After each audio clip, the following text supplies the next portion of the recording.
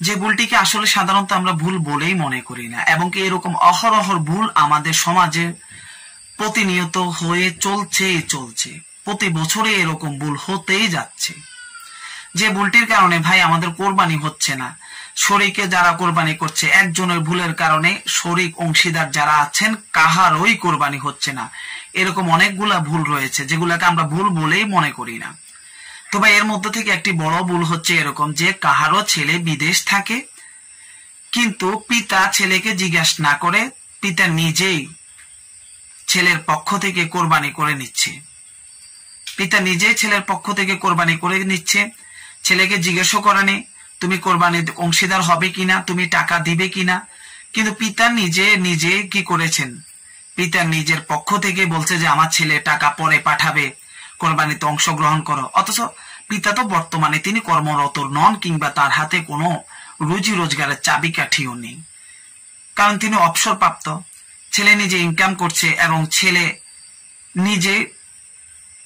ছেলের উপরে কোরবানি ওয়াজিব, কিন্তু পিতা বিষয়টি জানে না। এরকম অনেক পিতাই আমাদের দেশে রয়েছে যে না জানার কারণে নিজের থেকে বলে যে আমার ছেলে পরে টাকা পাঠাবে, এখন এই মাসে সে বেতন পায়নি, অমুক সমুক কথা বলে কিন্তু কোরবানিটা করে নিচ্ছে। কিন্তু ভাই কোরবানিটা তো ছেলের উপরে ওয়াজিব। ছেলে যদি অনুমতি না দেয়, ছেলে যদি বিষয়টি নিজেই না জানে যে আমি কোরবানি দিচ্ছি অথবা আমার পক্ষ থেকে আমার পিতা কোরবানি দিতেছেন, তাহলে ভাই যে পিতা এরকম কোরবানি দিবেন ওই পিতার সাথে যদি আরো অন্যান্য যদি অংশীদার শরীকগণ থাকে কাহারই এখানে কোরবানি হবে না। এই বিষয়টিতে আমাদের সকল উলামায়ে কেরাম ঐক্যমত পোষণ করেছেন, সবাই একমত যে কাহারই কোরবানি হবে না। তো ভাই এই বিষয়টির প্রমাণ ফতুয়া আলমগীরের ৫ম খণ্ড ৩০২ পৃষ্ঠার মধ্যে একটি ইবারত বর্ণিত রয়েছে, একটি বর্ণনা রয়েছে যে ওয়াইন ফাআলা বিগায়রি আমরিহিম আও বিগায়রি আমরি বা'দিহিম লা ইয়াজুজু আনহু আও লা ইয়াজুজু আনহু ওয়া আনহুম ফি কওলিহিম জামিআন। অর্থাৎ সমস্ত উলামায়ে কেরাম এই কথার উপর ঐক্যমত পোষণ করেছেন যে কোন ব্যক্তি যদি অনুমতি না দেয়, যে ব্যক্তির অনুমতি, যার উপরে কোরবানি ওয়াজিব সে ব্যক্তির অনুমতি ছাড়া, অথবা এমনিভাবে অন্যান্য ব্যক্তি যারা পশুতে অংশীদার শরীক রয়েছেন তাদের অনুমতি ছাড়া যদি কোরবানি করে ফেলে, যে নিজের কোরবানি নিজের খবর নেই, নিজে অনুমতি দেয়নি কোরবানির, তাহলে এই অবস্থায় বলতেছে যে লা ইয়াজুজু আনহু ওয়া আনহুম, যে না তার পক্ষ থেকেও হবে না, তার পক্ষ থেকেও জায়েজ হবে না, কোরবানি আদায় হবে না। যারা অংশীদার রয়েছেন তাদের পক্ষ থেকেও কোরবানিটা আদায় হবে না। এটা সকল উলামায়ে কেরাম এই বিষয়ে ঐক্যমত পোষণ করেছেন, সবাই একমতে বলছেন যে না কারোই কোরবানি জায়েজ হবে না।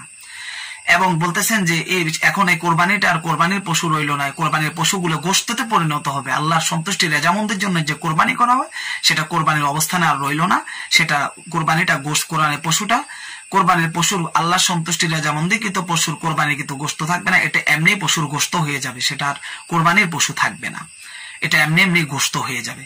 এই বিষয়টি ভাই আল মুহিতুল বুরহানি কিতাবের ৮ম খণ্ডের মধ্যে এই আলোচনাটি করা হয়েছে, এবং ফতুয়া শামী ৫ম খণ্ড ৩০২ পৃষ্ঠার মধ্যে এই আলোচনাটি করা হয়েছে, সেখান থেকে আমি আপনাদের নিকট উপস্থাপন করেছি। তো ভাই বিষয়টি যদি আসলে গুরুত্বপূর্ণ বলে মনে হয় ভাই অপর ভাইদের নিকট ভিডিওটি শেয়ার করতে ভাই ভুলবেন না।